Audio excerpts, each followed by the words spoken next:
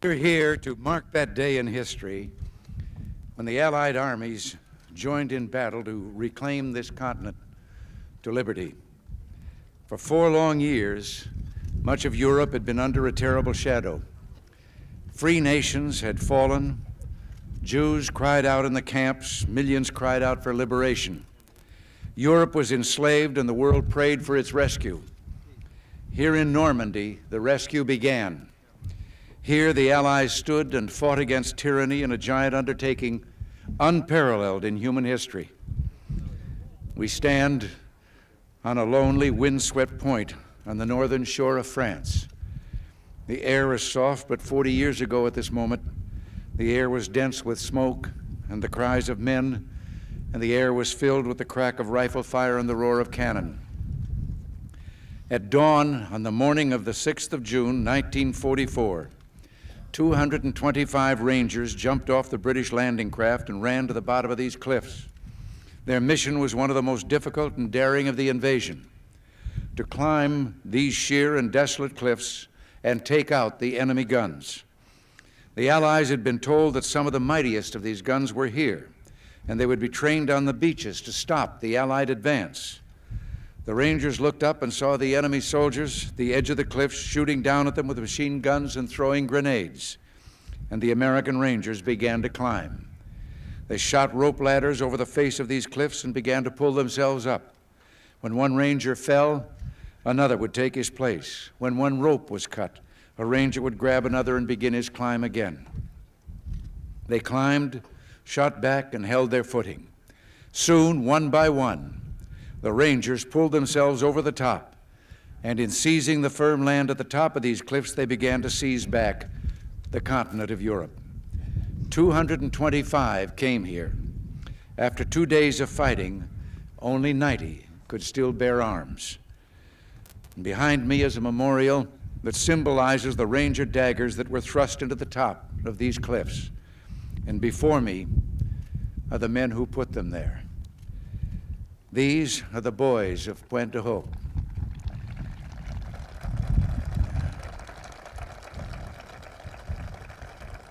These are the men who took the cliffs. These are the champions who helped free a continent. And these are the heroes who helped end a war. Gentlemen, I look at you and I think of the words of Stephen Spender's poem. You were men who in your, quote, lives fought for life and left the vivid air signed with your honor. I think I know what you may be thinking right now, thinking we were just part of a bigger effort. Everyone was brave that day. Well, everyone was. Do you remember the story of Bill Millen of the 51st Highlanders? 40 years ago today, British troops were pinned down near a bridge waiting desperately for help. Suddenly they heard the sound of bagpipes, and some thought they were dreaming. Well, they weren't. They looked up and saw Bill Millen with his bagpipes leading the reinforcements and ignoring the smack of the bullets into the ground around him. Lord Lovat was with him, Lord Lovat of Scotland, who calmly announced when he got to the bridge, "Sorry, I'm a few minutes late," as if he'd been delayed by a traffic jam, when in truth he'd just come from the bloody fighting on Sword Beach, which he and his men had just taken. There was the impossible valor of the Poles, who threw themselves between the enemy and the rest of Europe as the invasion took hold, and the unsurpassed courage of the Canadians, who had already seen the horrors of war on this coast. They knew what awaited them there, but they would not be deterred. And once they hit Juno Beach, they never looked back. All of these men were part of a roll call of honor with names that spoke of a pride as bright as the colors they bore. The Royal Winnipeg Rifles, Poland's 24th Lancers, the Royal Scots Fusiliers, the Screaming Eagles, the Yeomen of England's armored divisions, the forces of Free France, the Coast Guard's Matchbox Fleet, and you, the American Rangers. 40 summers have passed since the battle that you fought here. You were young the day you took these cliffs. Some of you were hardly more than boys with the deepest joys of life before you. Yet you risked everything here. Why? Why did you do it? Well, what impelled you to put aside the instinct for self-preservation and risk your lives to take these cliffs? What inspired all the men of the armies that met here? We look at you and somehow we know the answer. It was faith and belief. It was loyalty and love. The men of Normandy had faith that what they were doing was right, faith that they fought for all humanity, faith that a just God would grant them mercy on this beachhead or on the next. It was the deep knowledge, and pray God we have not lost it, that there is a profound moral difference between the use of force for liberation and the use of force for conquest. You were here to liberate, not to conquer, and so you and those others did not doubt your cause, and you were right not to doubt. You all knew that some things are worth dying for. One's country is worth dying for, and democracy is worth dying for because it's the most deeply honorable form of government ever devised by man. All of you loved liberty. All of you were willing to fight tyranny, and you knew the people of your countries were behind you. The Americans who fought here that morning knew word of the invasion was spreading through the darkness back home. They fought or felt in their hearts, though they couldn't know in fact, that in Georgia they were filling the churches at 4 a.m. In Kansas, they were kneeling on their porches and praying. And in Philadelphia, they were ringing the Liberty Bell. Something else helped the men of D-Day: their rock-hard belief that Providence would have a great hand in the events that would unfold here, that God was an ally in this great cause. And so the night before the invasion, when Colonel Wolverton asked his parachute troops to kneel with him in prayer, he told them, "Do not bow your heads, but look up so you can see God and ask his blessing in what we are about to do." Also that night, General Matthew Ridgway on his cot, listening in the darkness for the promise God made to Joshua, "I will not fail thee nor forsake thee." These are the things that impelled them. These are the things that shaped the unity of the Allies. When the war was over, there were lives to be rebuilt and governments to be returned to the people. There were nations to be reborn. Above all, there was a new peace to be assured.